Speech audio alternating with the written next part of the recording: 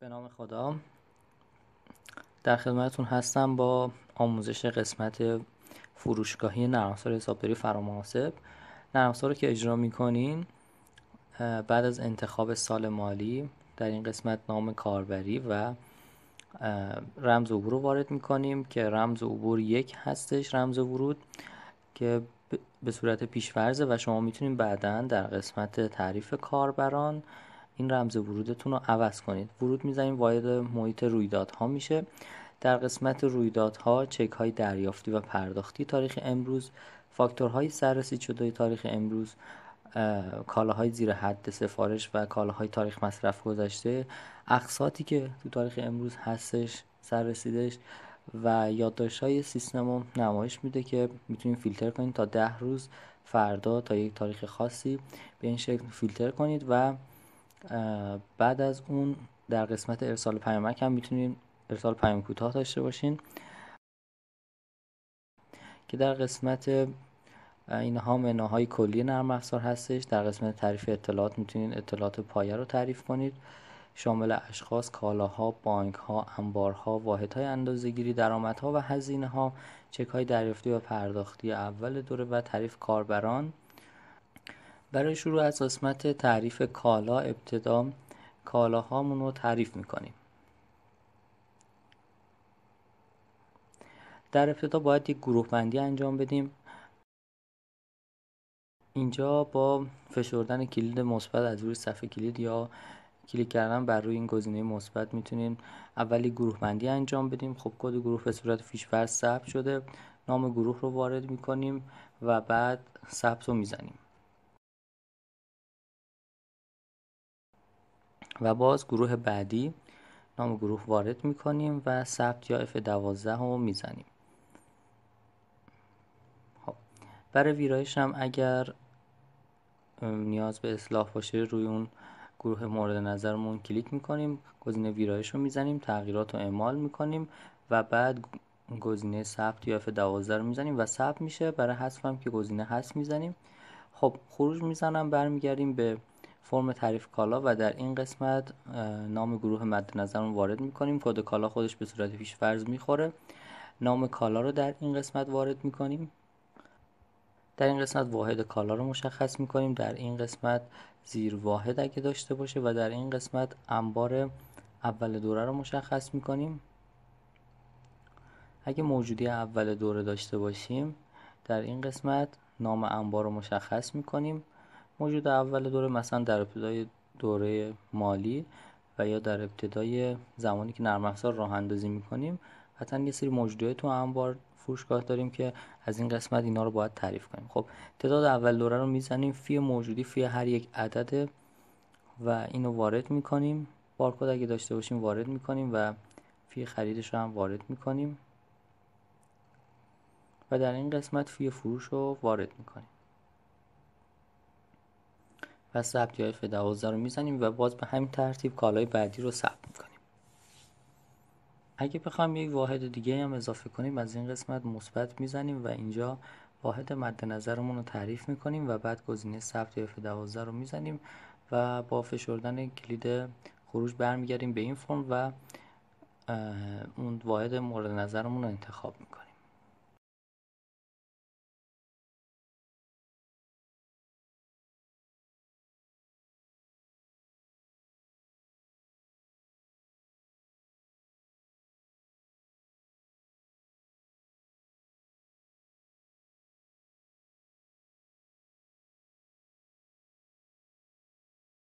خب این مبحث رو خدمتتون بگم که با فشردن کلید اینتر میتونیم بیایم بعدی و با شیفت اینتر برمیگردیم قبلی.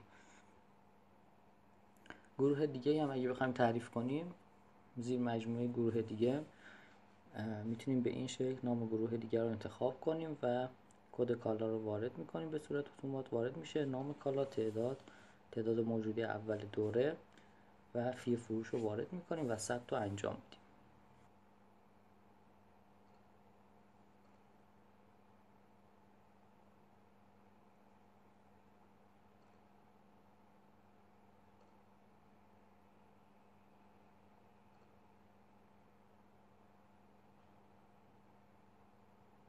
در قسمت بعدی باید اشخاصمون رو تعریف کنیم. در ابتدا از قسمت تعریف اشخاص باید یک گروه بندی انجام بدیم. مطابق همون گروه بندی که انجام دادیم اینجا مثبت رو میزنیم و قسمت تعریف گروه اشخاص باز میشه و اینجا میتونیم گروه اشخاص رو تعریف کنیم. خب مثلا گروه اول تحت عنوان مشتریان اینو وارد میکنیم و گزینه ثبت یا F12 رو میزنیم. گروه بعدی باز مثلا گروه فروشندگان یا همون تامین کنندگان که ما ازشون خریداری میکنیم، نام این گروه هم وارد میکنیم و ثبت رو میزنیم، خروج میزنیم. حالا زیر گروه مشتریان اشخاص رو تعریف میکنیم. قطعا یک مشتری که تحت عنوان مشتری متفرقه توی فروشگاه داریم که همون مشتری رهگذریه که به صورت نقدی تو تمام فروشگاه و اینو ثبت میکنیم. سایر اشخاص هم وارد میکنیم، نام شخص مثلا آقای محمدی، سایر اشخاص اطلاعات هم مثل تلفن همراه، آدرس. در این قسمت هم که مانده اول دوره مثلا ایشون به مبلغ 100,000 ریال بدهکار هستن، وارد میکنیم و ثبتش رو میزنیم. فروشندگانی هم که ازشون خرید انجام میدیم به این شکل وارد میکنیم. نام گروه فروشندگان، نوع شخص فروشنده، نام شخص، فامیل این شخص که حالا میتونه هم شخص حقیقی باشه و هم شخص حقوقی. مبلغ اول دوره اگه داشته باشن اینجا تیکشو میزنیم و اگر نه تیکشو نمیزنیم. تلفن همراه، آدرس، سایر اطلاعات وارد میکنیم و ثبت میزنیم. بعد خروج میزنیم. در قسمت تعریف بانک ها هم میتونیم حساب های بانکیمون رو تعریف کنیم. نام حساب بانکی رو وارد میکنیم به این شکل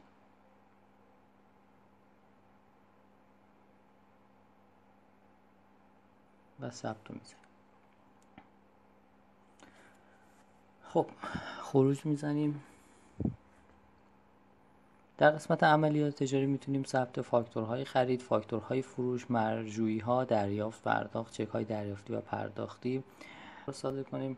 برای ثبت فاکتور فروش که شاید بیشترین قسمت کارمون با فاکتور فروش باشه، به این شکل فاکتور فروش رو اجرا میکنیم. خب در این قسمت نام خریدار رو وارد میکنیم، مثلا مشتری متفرقه. حالا اینجا کد کالا یا نام کالا رو سرچ میکنیم، تعدادی که فروختیم وارد میکنیم، فی هم که به صورت اتومات میاد و ثبت رو انجام میدیم. باز کالای بعدی که فروختیم کد کالا یا نام کالاش رو اینجا جستجو میکنیم، تعدادی که فروختیم، فی به صورت اتومات خودش میاد و ثبتش رو انجام میدیم. کالای بعدی.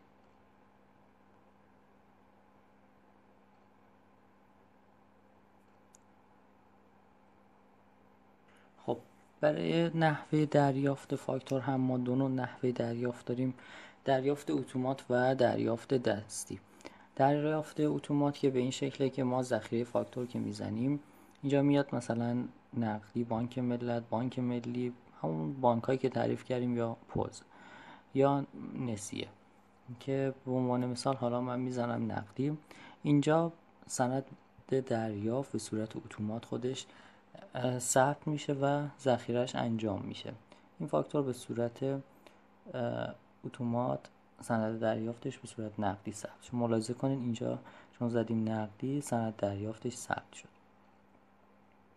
و باز برای فاکتور جدید هم اینجا فاکتور جدید رو میزنیم و وارد فاکتور جدید میشیم. وارد فاکتور جدید میشیم. باز نام خریدار، نام کالا، این تعداد و فی که به صورت اتومات میاد و ثبت انجام میدیم. و پس به این شکل ما میتونیم فاکتورمون رو، کالاهاش رو ثبت کنیم و در انتها مثلا من میخوام به صورت حواله بانکی دریافت کنم یا به صورت پوز، اینجا نام بانکم رو انتخاب میکنم و این سند دریافتش صادر میشه. و بعد باز فاکتور جدید. یک نکته رو بگم خدمتتون، معمولا در فروشگاه ها یک مشتری به عنوان مشتری متفرقه ثبت میشه که نیاز نیستش که ما هر فاکتوری که باز میکنیم اینجا نام خریدار مشتری متفرقه رو انتخاب کنیم. در این مورد میایم در قسمت سایر امکانات، در قسمت تنظیمات، این قسمت تنظیمات فاکتورها، اینجا نام مشتری پیش‌فرضمون رو انتخاب میکنیم و ثبتش رو که انجام بدیم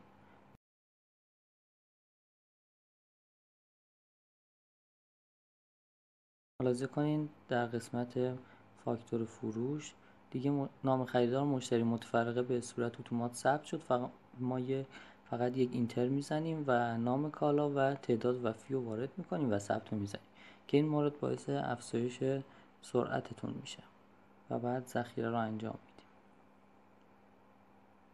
باز فاکتور جدید میتونیم فاکتور جدید رو صادر کنیم.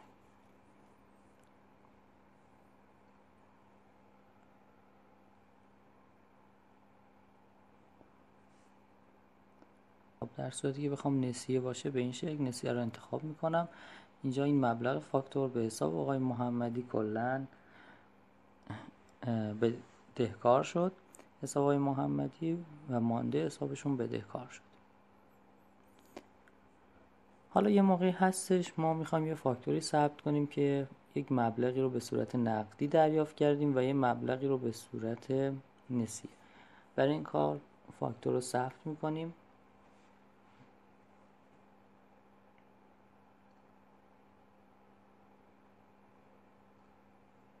و بعد با فشردن کلید میانبر کنترل کیو یا انتخاب گزینه دریافت وارد این قسمت میشیم و نحوه دریافت اون رو مشخص میکنیم.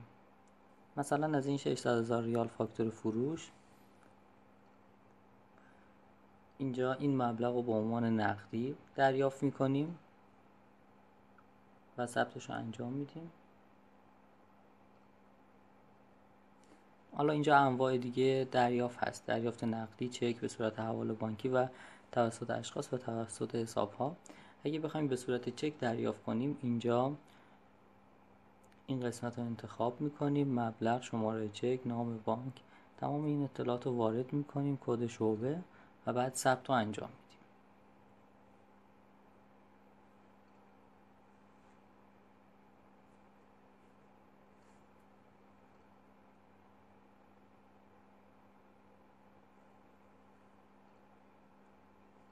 و بعد خروج میزنیم آیا تغییرات ذخیره شد، میزنیم بله و فاکتورمون ذخیره میشه.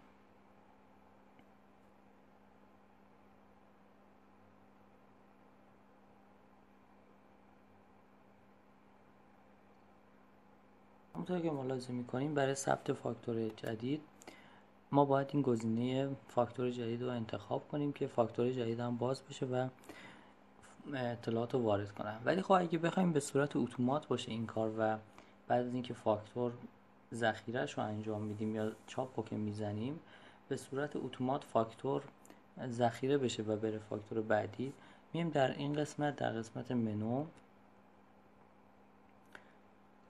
گزینه فعال کردن چاپ سری رو انتخاب میکنیم. با انجام این عملیات ما کالاها رو که وارد میکنیم ذخیره یا چاپ فاکتور میزنیم، فاکتور به صورت اتومات ذخیره میشه و خودش میره فاکتور بعدی. مثلا الان فاکتور شماره 10 اتومات میره فاکتور شماره 11. یعنی دیگه نیازی به اینکه فاکتور جدید بزنیم نیستش. با انتخاب فعال کردن چاپ سری پس میتونیم به این شکل سرعتمون رو برای جاهایی که نیازمون هستش رو افزایش بدیم. در فروشگاه ها معمولاً بیشتر فروش ها به صورت نقدی به مشتری متفرقه و همونطور که ملاحظه میکنیم الان فاکتور فروش رو که باز میکنیم به صورت اتومات روی نام خریدار فعاله و ما باید یک اینتر بزنیم و بیاد روی نام کالا و تعداد و فی رو وارد کنیم. ملاحظه کنین فاکتوری که باز میکنیم نام خریدار روی مشتری متفرقه فعاله که ما باز اینتر باید بزنیم و اطلاعات وارد کنیم. خب این امکان هستش که برای افزایش سرعتون در فروشگاه ها در قسمت تعریف اطلاعات، در قسمت تعریف کاربران، اینجا کاربری که میخوایم ویرایش کنیم روش کلیک میکنیم، ویرایش رو میزنیم و بعد گزینه پیشفرض فاکتور نام شخص و تیکشو برمی‌داریم، یعنی روی نام شخص نباشه و اینجا ثبتشو میزنیم، خروج میزنیم. ملاحظه بفرمایید در قسمت فاکتور فروش دیگه فاکتوری که باز میکنیم اتومات روی نام کالای و دیگه روی نام خریدار نیست و این باعث میشه سرعت کارتون افزایش پیدا کنه و نیاز به اینکه اینتر بزنیم بیاد روی نام کالا نباشه. دیگه خیلی راحت و روون اینو وارد میکنیم و فاکتور رو ذخیره کنیم. مثلا نقدی، این فاکتور ذخیره میشه و میره فاکتور بعدی چون چاپسریش هم قبلا فعال کردیم.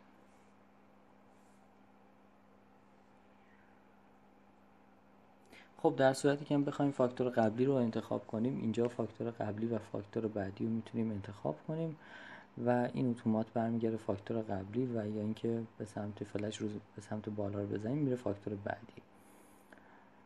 خب.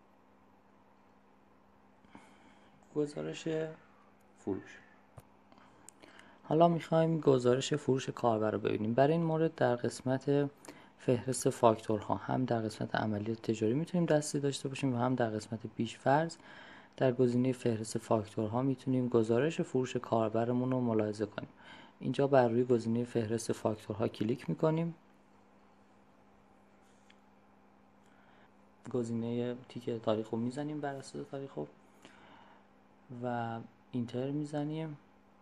اینجا میاد 13 تا فاکتور داریم به تاریخ نهم و در این قسمت جمع ریالی فاکتورها رو نمایش میده. اینجا بالا هم میتونیم تیک گزارش گزینه فروش کاربر رو انتخاب کنیم، گزارش فروش کاربر، و نمایش میده که مثلا تو این تاریخ کل فروش ناخالص این مبلغ بوده، تخفیفات و مالیاتی که داشتیم این مبلغ بوده و فروش ناخالص به این مبلغ شده و سایر دریافت و پرداختایی که داشتیم برگشت از فروش و نسیه هایی که داشتیم هم کم میکنه و جمع بدهی کاربر یعنی مبلغی که باید کاربر داشته باشه که میگه اینقدرش چکه، اینقدرش هم نقدیه و اینقدرش هم توی بانکه. این هم که گزارش جامع و کاملی از عملیاتی که کاربر طی این روز انجام داده.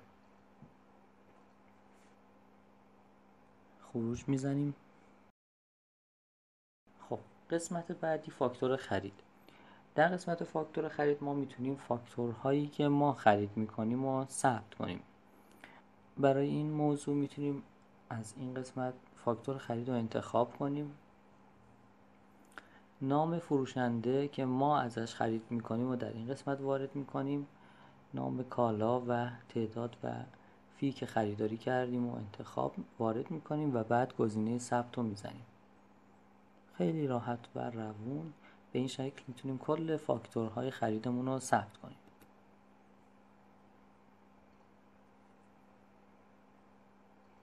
نحوه پرداختی هم که با آقای کریمی داریم از این قسمت وارد میکنیم.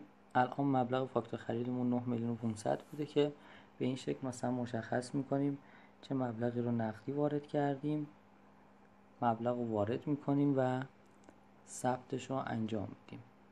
حالا اگر مبلغی هم به صورت چک وارد کرده باشیم اینو میذاریم روی صدور چک شرکت، نام حساب رو وارد میکنیم یعنی بانکی که میخوایم چک ازش صادر کنیم، مبلغ و شماره چک میزنیم، تاریخی که تاریخ سررسیدی چک رو اینجا وارد میکنیم و ثبت رو میزنیم. در صورتی هم که به صورت حواله بانکی پرداخت کرده باشیم در این قسمت میتونیم اینو ثبت. پرداخت به صورت حواله بانکی هم به این شکل ثبت میشه، نام حساب و مبلغ و شماره حواله رو وارد میکنیم و ثبتش رو انجام میدیم.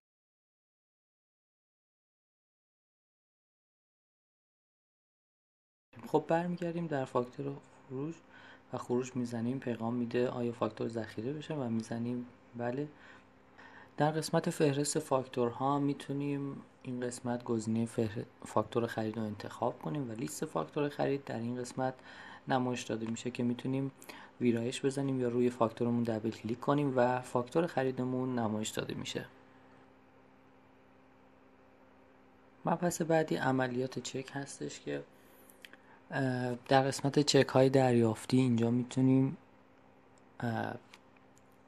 چک های دریافتی رو ملاحظه کنیم، تاریخی که مد نظرمونه از چه تاریخی تا چه تاریخی چک ها نمایش بده رو اینجا انتخاب میکنیم، اینتر میزنیم و اینجا نمایش میده.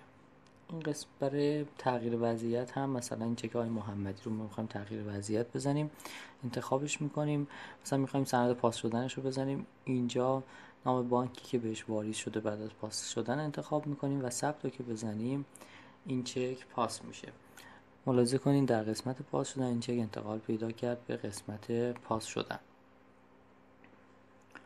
که ما بعد از اون هم میتونیم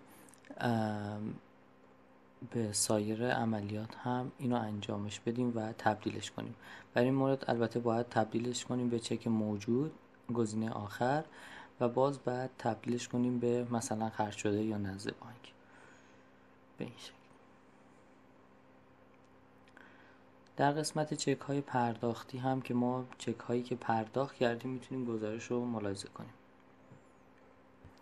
قسمت بعدی قسمت مانده حساب هایی که اینجا ما میتونیم مانده حساب کلیه حساب ها رو ملاحظه کنیم. مثلا آقای محمدی این بالا جستجو میکنیم آقای محمدی و اینجا مبلغی که ایشون وضعیت ماندهشون میاره، مثلا ایشون 700,000 ریال بدهکار هستند، بخوایم ببینیم بابت چی بوده، اینجا گزینه گردش حساب یا F7 رو میزنیم، گردش رو میزنیم و این ملاحظه کنین که میاد مثلا این مبلغ موجود اول دوره بوده، بعد فاکتور فروش شماره 7، بعد اینجا فاکتور 8 و بعد دریافت داشتیم. اگه ریزگردش حسابش هم بخوایم ملاحظه کنیم که اینجا گزینه ریزگردش حساب رو انتخاب میکنیم، نمایش میده که مثلا اینجا 5 تا از این کالا فروختیم با این فی این مبلغ شده و باز بعدی به این شکل بوده و ریز گردش حسابش رو نمایش میده که رو هر کدوم هم دبل کلیک کنیم یا گزینه ویرایش رو بزنیم سندش رو باز میکنه یا اون فاکتور فروش رو و نمایش میده. به این شکل میتونیم چاپش هم بزنیم، چاپ گردش حساب یا صورت حساب و پیش نمایش رو ملاحظه کنیم.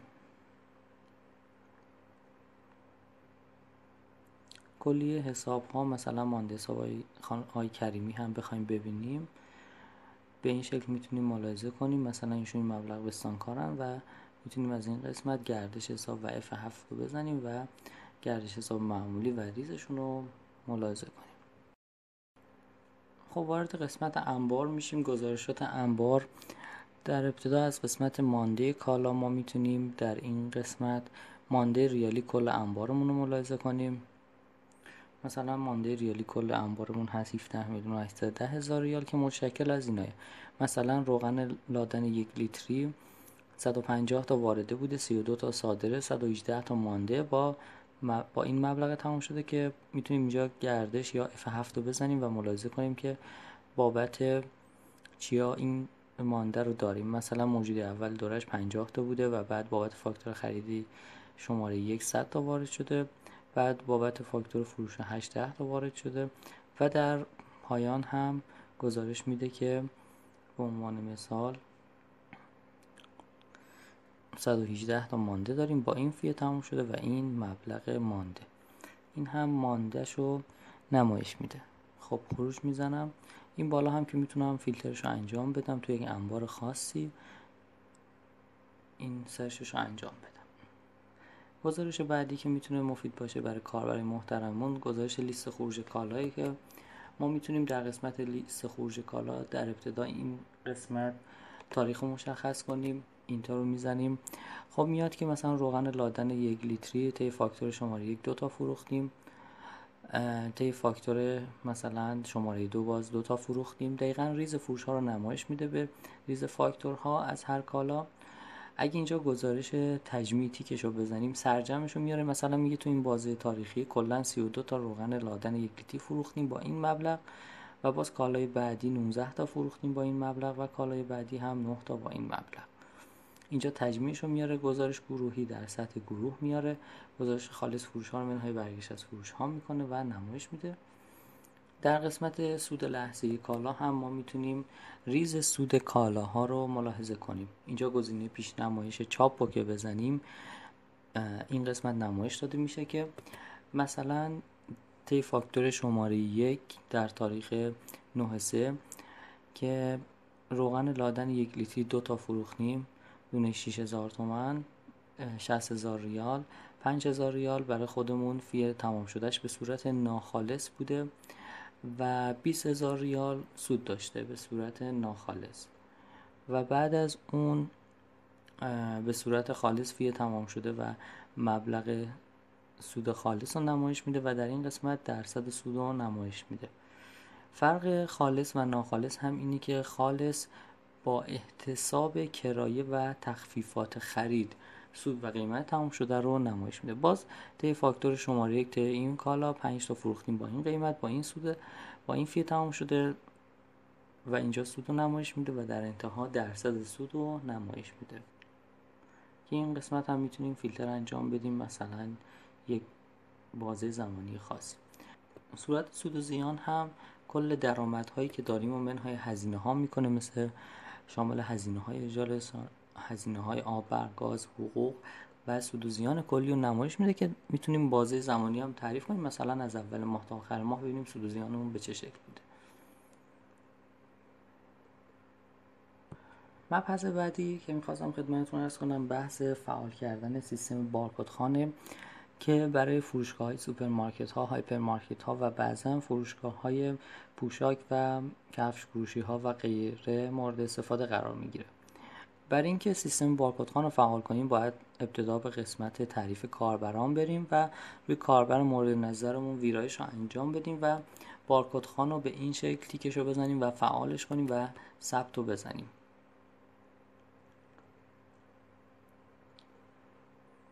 خروج میزنیم. حالا در قسمت تعریف کالا، کالایی که تعریف میکنیم به این شکل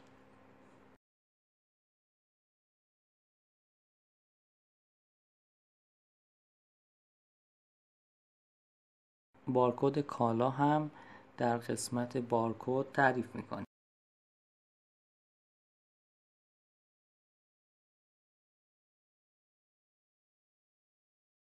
حالا وارد قسمت فاکتورهای فروش میشیم. اینجا بارکد خانو که جلوی بارکد لیبل بگیریم خودش به صورت اتومات این پایین ثبت میشه و دیگه نیازی نیستش ما کالا رو جستجو کنیم. پیش‌فرضش هم تعدادش هم 1 میخوره. باز به همین شکل بارکد خانو جلوی محصول میگیریم و این ثبت میشه. حالا اگه بخوایم این تعدادم بیشتر بشه میتونیم از رو صفحه کلید مثبت و منفی رو بزنیم و این تعداد کم و زیاد میشه که دیگه نیاز به دستگاه بارکد خوان نباشه و در انتها ذخیره میزنیم و خیلی سریع فاکتور ذخیره میشه و میره فاکتور بعدی. باز فاکتور بعدی بارکد خوان اینجا ثبت میشه و بارکد خوان جلوی بارکد محصول گرفته میشه و فاکتور به راحتی ثبت میشه. حالا یه موقعی هست ما میخوایم بارکدخوان رو غیر فعال کنیم و یک محصولی رو جستجو کنیم. برای این مورد این کلید میانبر F5 برای فعال و غیر فعال کردن بارکدخوانی که کلید میانبر F5 بزنیم بارکدخوان غیر فعال میشه. حالا میتونیم سرچ کنیم، مثلا یه کالای وزنی مثل برنج رو میخوایم سرچ کنیم، دیگه نمیخوایم از بارکدخوان استفاده کنیم. نام کالا، تعداد و فی رو وارد میکنیم و ثبت رو انجام میدیم. برای فعال کردن مجدد هم باز میتونیم F5 بزنیم و بارکدخوان رو فعال کنیم. خب اگر تخفیفی لحاظ کرده باشیم میتونیم در این قسمت وارد کنیم و کرایه هم وارد کرده باشیم در این قسمت میتونیم ثبتش رو انجام بدیم و در انتها هم فاکتور رو ذخیره میکنیم. خب یه توضیحات کلی هم راجع به تنظیمات نرم افزار بگم خدمتتون. در قسمت سایر امکانات میتونیم تنظیمات نرم افزار رو انجام بدیم. اینجا وارد قسمت تنظیمات فاکتور میشیم.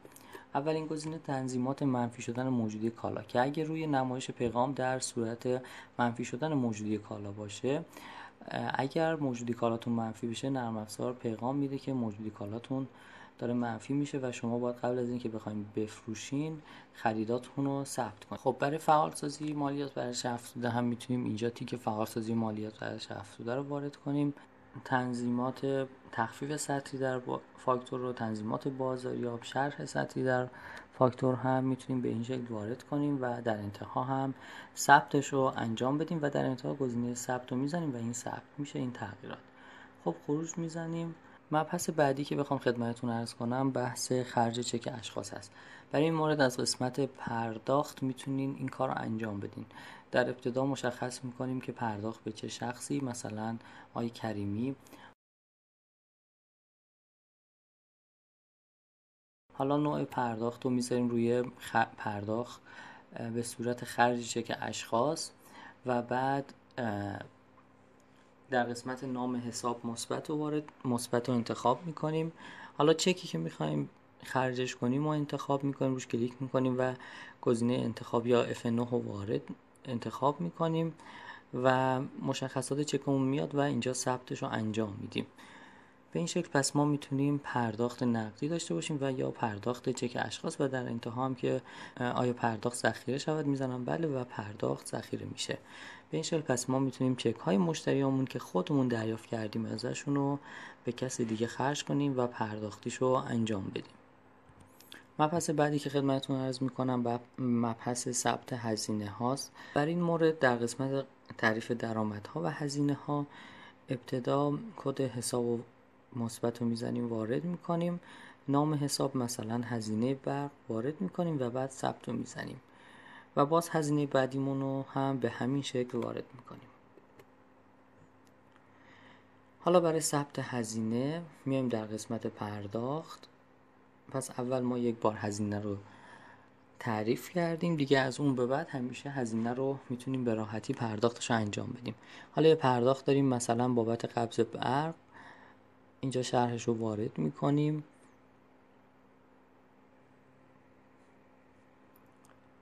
انتخاب میکنیم اینجا پرداخت به هزینه برق. حالا نحوه پرداخت هم مثلا اگه نقدی باشه یا به صورت حواله بانکی پرداخت کرده باشیم اینو انتخاب میکنیم، نام بانکی که ازش پرداخت رو انجام دادیم، شماره حواله یا پیگیری و بعد ثبت رو انجام میدیم و بعد گزینه خروج رو میزنیم و پیغام ذخیره شدن رو انتخاب میکنیم. مبحث بعدی که بخوام خدمتتون عرض کنم بحث خدمات هستش. بعضی از اصناف هستن که در کنار فروش کالا خدماتی هم ارائه میدن و یا اینکه صرفاً کارشون خدماتیه. برای این مورد هم ابتدا باید به قسمت تعریف درآمدها و هزینه بریم و نوع رو بذاریمش روی درآمد. حالا کد حساب اینجا مثبت میزنیم، نام حساب هم وارد میکنیم، خدماتی که مد نظرمون هستش مثلا خدمات تعویض ویندوز اینو انتخاب میکنیم، اینو وارد میکنیم و بعد گزینه ثبت یا F12 رو وارد میکنیم. حالا میتونیم در قسمت فاکتورهای فروش ثبت این خدماتمون هم داشته باشیم. اگه کالایی فروخته باشیم که به این شکل وارد میکنیم خدماتی که داشتیم، مثلا ما یک کیبورد XP فروختیم و خدمات تعویض ویندوز هم داشتیم. حالا اینجا اینو انتخاب میکنیم، هم میتونیم کلید میانبر F7 بزنیم یا از این قسمت کالا خدمات رو انتخاب کنیم. اینجا نام کالا شد نام حساب و حالا لیست خدمات برامون باز میشه، مثلا خدمات تعویض ویندوز. حالا تعداد و فیش رو وارد میکنیم و ثبتش رو انجام میدیم. پس با فشردن کلید میانبر F7 میشه فاکتور از حالت کالا به حالت فروش خدمات بره و ثبتش رو انجام بدیم.